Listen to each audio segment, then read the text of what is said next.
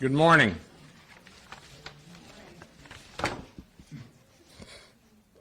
I have prepared remarks,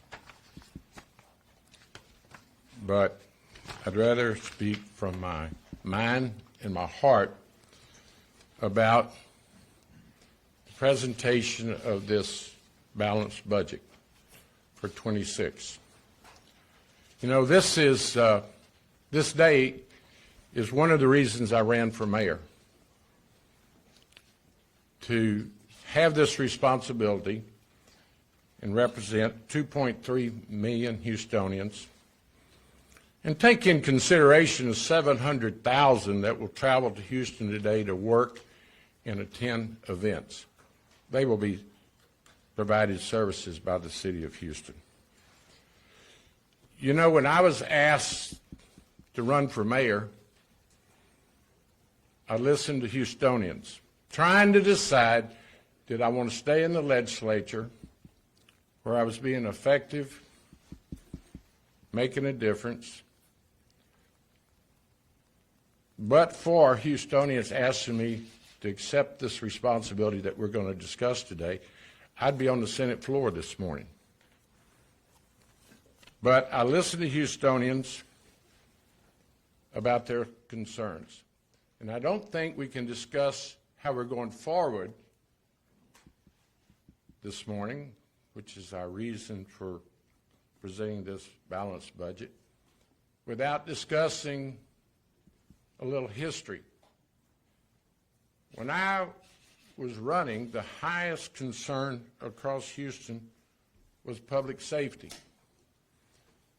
Our police department was short of officers. Our fire department was severely understaffed to the point of being dangerous. We were not able to fill a cadet class. Today, this budget addresses that. Our budget is $7 billion, including all revenues. $3 billion out of our general fund. 60% of that goes to public safety. That's what Houstonians asked me to make as our highest priority. And let me just suggest, when I got here, we were facing a fire union lawsuit that had been going for 8 years, fixing to go to court with huge financial exposure. We resolved that lawsuit, and now the recruitment and cadet classes are at an all-time high. A waiting list to go to work for Houston Fire. In this last year, we successfully settled a contract with our municipal employees, who we so appreciate. In the middle of all these financial challenges, we were presented with the challenge of 260,000 suspended HBD cases. Now think about that. Remember, the number one concern of the public, why they asked me to run, is Chairman of Criminal Justice in the Senate, come back and help us improve public safety. The second month I was on the job, 260,000 suspended cases. Many were assault, one-on-one. That's no longer the case. We had a contract we had to negotiate with HPOU. It's being voted on today by its members. It's already working. Over the weekend, we're getting scores of calls from deputy sheriffs, constables, other departments that want to do lateral hiring. So we're going to improve public safety with the new contract that's being voted on and will be before council very soon. In fact, is part of this presentation today. A police employee contract. Infrastructure was right there in the top priorities. This budget will spend almost $500 million on drainage and street repairs. Highest in anyone's memory. Thank you to Public Works and Randy for their presentation. Quality of life issues was a concern across Houston. Illegal dumping, garbage pickup. Last week on the agenda, we bought 30 garbage trucks. Previous administrations were buying huge garbage trucks that stayed in the shop. We're improving solid waste. It's a top priority. Other quality of life issues like our parks, health department. This budget reflects the services that Houstonians expect and deserve. But let's talk about today. One of the concerns on the campaign trail was, what are you going to do about city finances? Much had been written about it. You know, we've had a structural deficit as long as anyone can remember. Bob Lanier, who goes down as a great mayor, got $500 million from Metro to help operate city government. Most of it he put in police overtime. Coming forward, mayors, most of my friends, I watched, learned from them. I've worked with 7 mayors. They dealt with structural deficit, first of all, without being candid and transparent, which we're doing today. They sold properties to pay for operations. They laid off over 1,000 employees. Just a 2-week notice. They used federal funding for operations. One-time federal funding. So this is a special day for me as a public servant to do what Houstonians deserve. Be transparent, tell them that we've done everything we can to provide city services through efficiency, eliminating waste, duplication, conflicts of interest, and even corruption.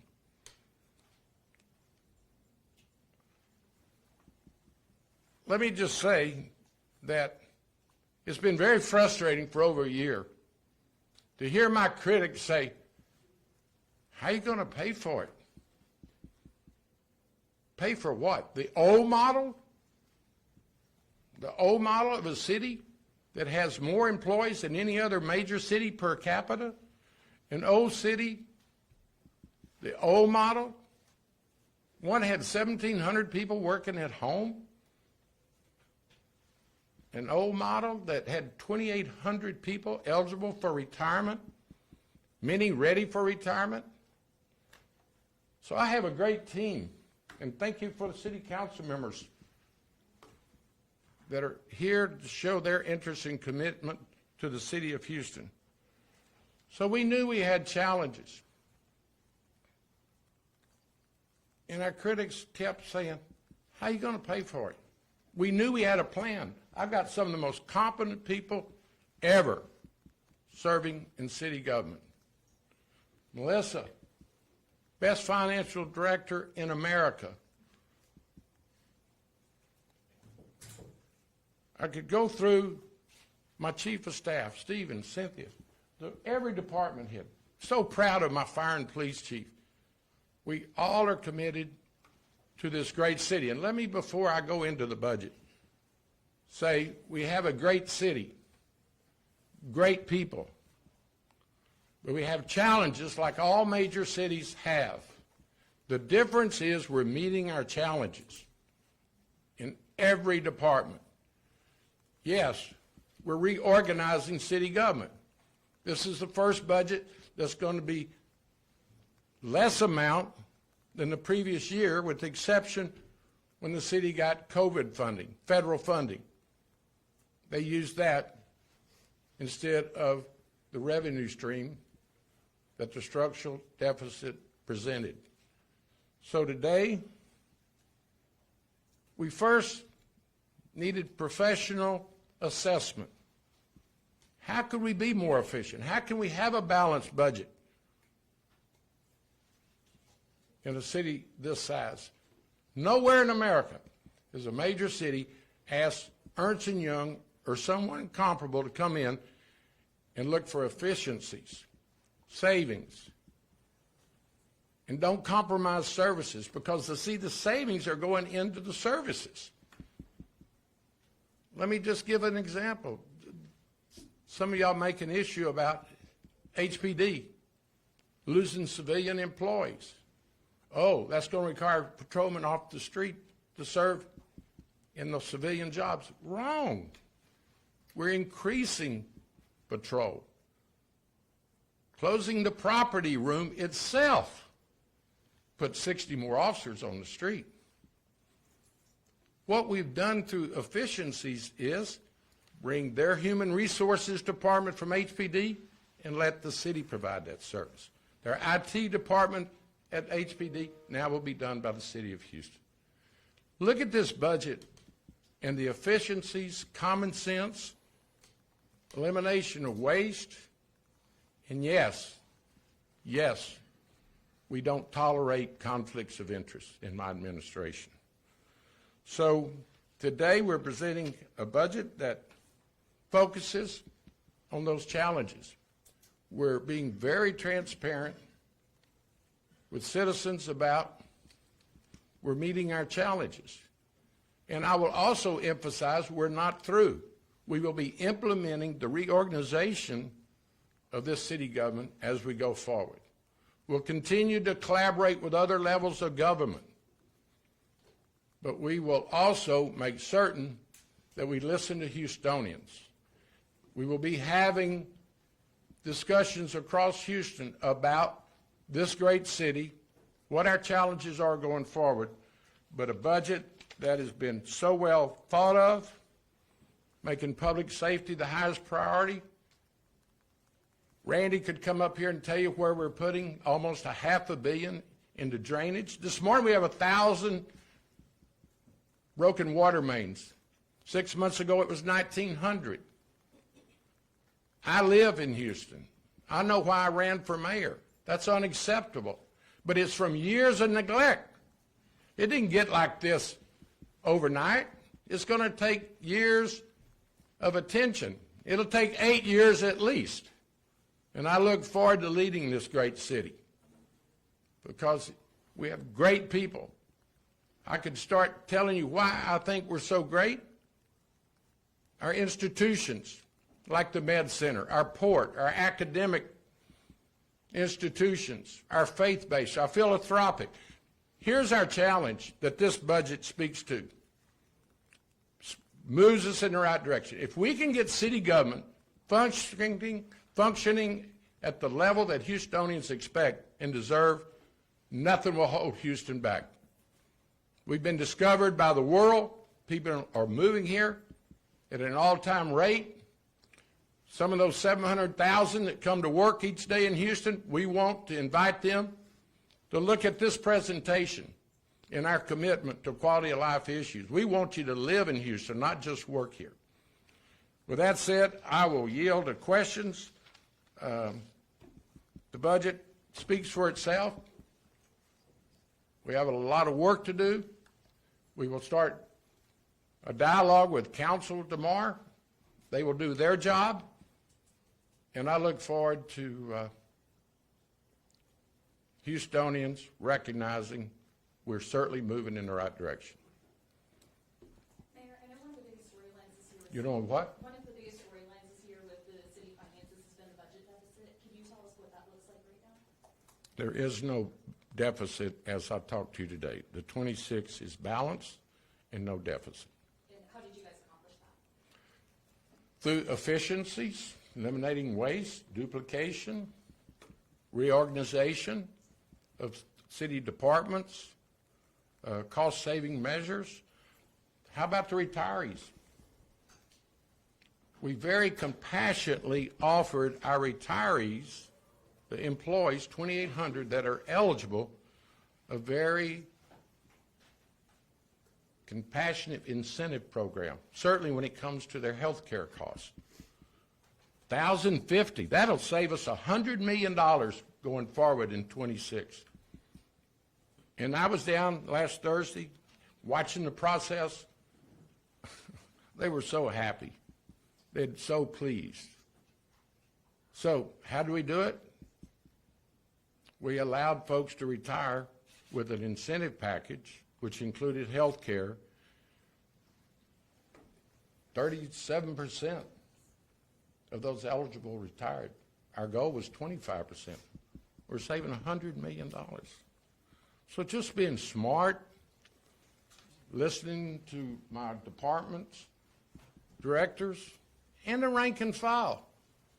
I'm very close to municipal employees. The morale has never been higher, not only in police and fire, but in city employees. I talk to them. They're excited about working for the city of Houston.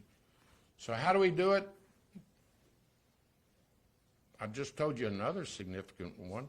We're merging some departments such as HPD, Human Resources, and IT, coming to city responsibility. So it's really transformative to city government. Never been done anywhere in the nation, and certainly not across the state of Texas. I've been in public service my entire adult life, serving on the Finance Committee in the Senate when the state had a deficit in 2011. State did across the board 10% cut. I don't like that because some departments get cut with a 10% across the board that shouldn't be. So we were very methodical about what we did. I can't say enough about my team. They get the credit. And the employee groups. People are excited to work for the city of Houston to help the city be successful. This is not about me. You know, I wasn't looking for a political job when I left the Senate to run for mayor. It was to fix Houston. That's the only reason I stand before you. Fix Houston. I'm working 7/24. Can't work any harder or be more transparent. We do not tolerate conflicts of interest, corruption. We don't give contracts to non-existing businesses, per the water department before I got here. So I'm very pleased to be the mayor. People say, are you having fun? No, I'm not having fun. But I'm enjoying it. I'm enjoying it. This is what I've spent my life doing. Fix Houston. And we're headed in the right direction. As I just said, if we can get city government functioning at the levels that it should, nothing will hold Houston back. I know another issue that came up too was the overtime pay to employees, particularly in fire, police, and solid waste. I know historically that had been paid for using ARPA dollars, which are now, like, we can't use those anymore, right? But I was curious. Well, that's always been the practice. Yeah, but how has this year's budget addressed that issue with overtime pay? Well, what it's going to do is improve recruiting and retention. Like I said, people are burning up the department's phones, personal contacts. We are already planning a lateral hiring class at HPD, which has been prohibited before I got here. So I'd be glad to let the chief speak to that. But the bottom line is we're understaffed, probably by about 1,200. It's a national problem of recruiting and retaining people in law enforcement. We were losing hundreds of officers to other agencies. We weren't getting the recruiting like we need. Speaking to your overtime, which other previous administrations all implemented. Solid waste as well. Remember, I just told you, the previous model was buy used trucks. We don't buy used things around here. And we have accountability. I've got a new solid waste director in the last month. So we're being more efficient. We're getting rid of waste and duplication. We're running it like Houstonians deserve. So yes, the surges, let me speak to that overtime. I go on surges, that's Friday and Saturday night focus on certain hotspots across the city. We've identified about 7 that need a constant attention. So that does require overtime. But that's what the Houstonians are asking us to use their resources and their taxes for. Go down Emancipation Street and look how we enforce our sound ordinances like never before. On-street parking in front of residences. Permits. We shut down a bar on Washington last week with the TABC, City Health Department, and HPD. They didn't have their permits.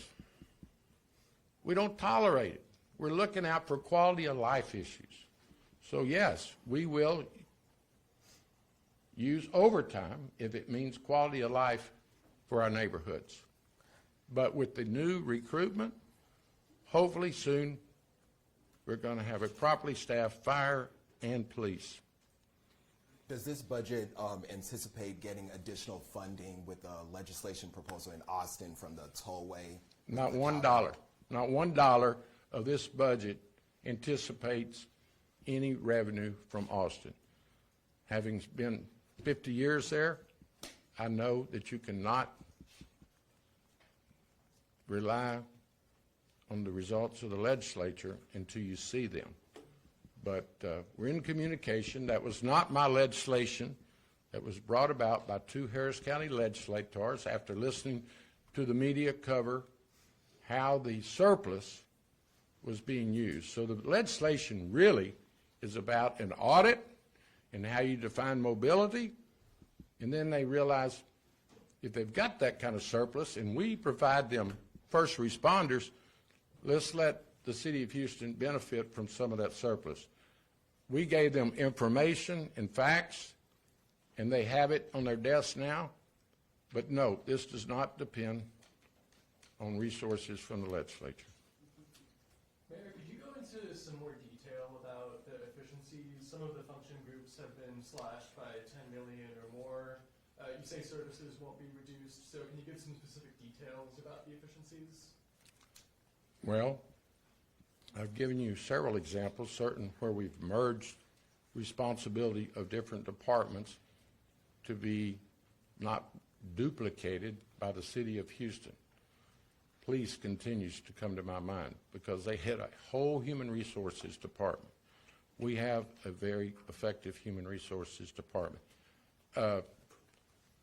Solid waste, efficiencies by having additional new trucks. But let me yield to Melissa because she's the expert. Hi, good morning. So we're going to go into very deep detail on all of that at the Budget and Fiscal Affairs Committee tomorrow. But just to highlight a few of the items, one of the findings from the Ernst & Young study was the category management project, which looks at how we're going to reprocure items and goods and services across the city, bringing multiple contracts into one, using better buying power for the bulk of goods and services that we procure. So you see that is baked into this budget. So that's a big part of it. That's going to be an initiative. City Council approved another piece of the Ernst & Young contract to help start off implementing that, so that'll be work that's ongoing throughout the fiscal year. And you see that partially reflected in this budget with more savings to come in the out years as more of those contracts are renegotiated. So that's a big part of it. And then some other things that we've already talked about and implemented, the mayor talked about the IT and the HR. We're also consolidating finance functions throughout the city. We're also consolidating the contact centers for the 311 between multiple departments. Code enforcement is being consolidated so that they can be more efficient and cross-trained in all the different areas. So those are some of the items, and we'll highlight many more tomorrow. Melissa, maybe you can talk to us about it. We reported a few weeks ago that the federal government is calling back $42 million to the health department. Mm-hmm. Of that, $12 million including personnel. Mm-hmm. Does that play a role in this upcoming budget proposal? So Mayor, do you want to talk Sure, about sure. We're monitoring that, working with the health director. There's a lot of turmoil coming out of Washington. It is what it is, but we're prepared to react. Back to cost savings, better utilization of our employees. The Ernst Young report showed that 40% of our supervisors supervise 3 or fewer people. So what we're doing is collaborating. The directors know the reorganization is a serious matter. We've met as a group, certainly individually, so they're looking at their department, how they can better utilize their employees. But certainly we will monitor and measure the impact of the federal government's grants, whether it's health department, public safety, or certainly public works. Mayor, last year, downstairs in the more spacious ballroom, you said everything's on the table. Sure. When it comes moving forward for future proposals, including trash fees, including increasing taxes.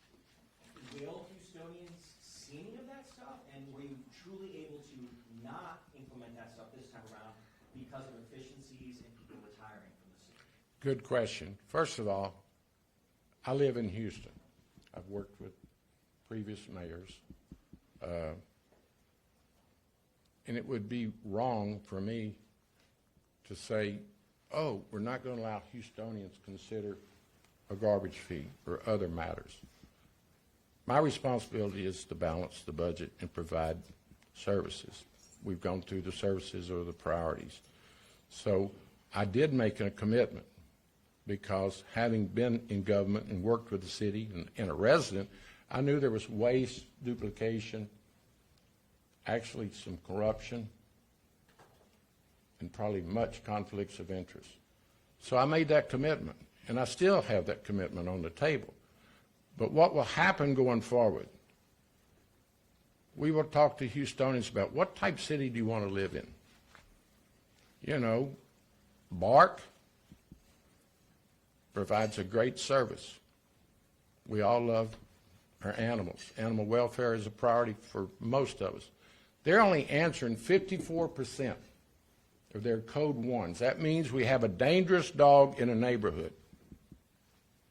54% of those calls are answered.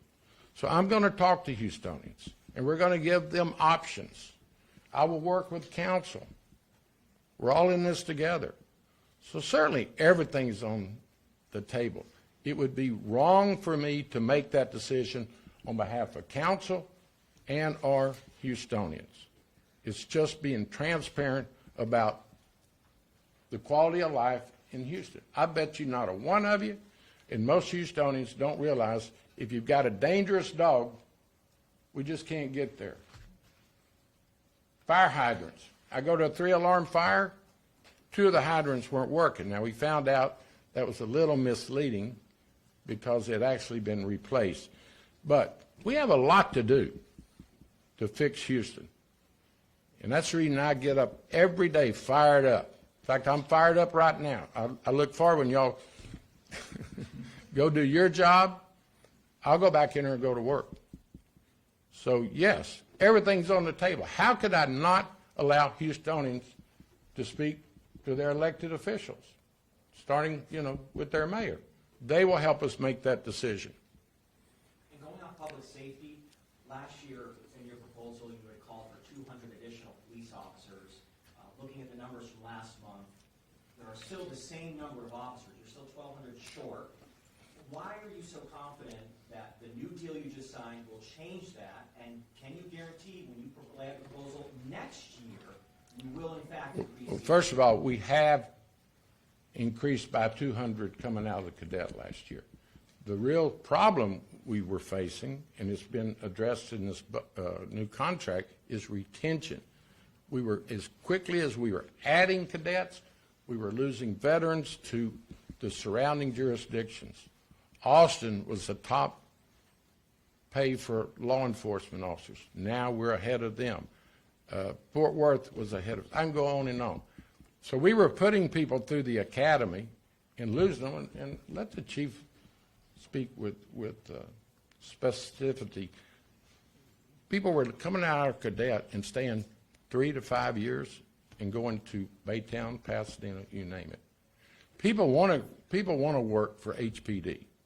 If you're calling as law enforcement, you want to be in the largest city with the best. Everybody wants to work for Chief Diaz, no doubt about it. Morale is high. And he holds his officers accountable, but he also uses some common sense. He uses violations as a learning experience. I'll let him speak for himself. But why do we think it'll be better? There's no guarantees. You know better than that. You can't guarantee me where you'll be next year. But anyway, the bottom line is, in 72 hours, we're having the constables say they're concerned about losing their officers. We've had over 100 deputy sheriffs contact us. The chief, where is Chief? Yeah. Come up here and talk about the lateral hiring that hasn't been used by HPD. So what we're doing is we're letting officers know we want them, we want to retain them, and the vote is going on, and it is working. Chief, Thank you. Thank you, Mayor. in terms of the staffing? Sure. That was a great question. We have filled over 200 cadets in the first year that the mayor's been in office. But like you said, the attrition rate, because a lot of times in the past administrations didn't have recruit schools. So that's caught up to us. So the people that are retiring, we're ahead of it, but we're just slightly ahead of the attrition rate. If you have been here since the 80s or the 90s, it's time to retire. Unfortunately, we can't work for 50 years. So we've actually have 174 cadets, one graduating on Thursday, a class graduating on Thursday. So we have another 60 in different stages of the recruitment procedures. But the last couple of schools, we were losing people, like the mayor just said, to Sugar Land, to Rosenberg, because it was just more money. But now the reverse effect, we hope, again, no guarantees, we hope that we can attract other police officers. So be the blue, be HPD, right? So that's my message to the teams across the county. So we're very fortunate. Thank you, Mayor, for the 60 or 70-hour work weeks, right? So it's been one thing I didn't add that you didn't mention out of our office, our budget and finance branch within HPD is also coming back to Big City. The duplicity of work was part of my process. And there's going to be some more different, there's going to be some challenges, but we'll make those decisions for the betterment of the office and the entirety of the city.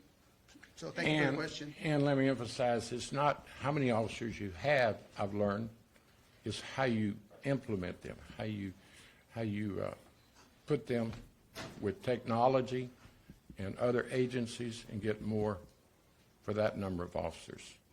Anything else? Mayor, do you anticipate any reductions in force over the next year? Of what? Layoffs? It's not, we're going through reorganization, we're looking for efficiencies, but this budget does not anticipate laying off folks in the traditional previous administration's actions. No.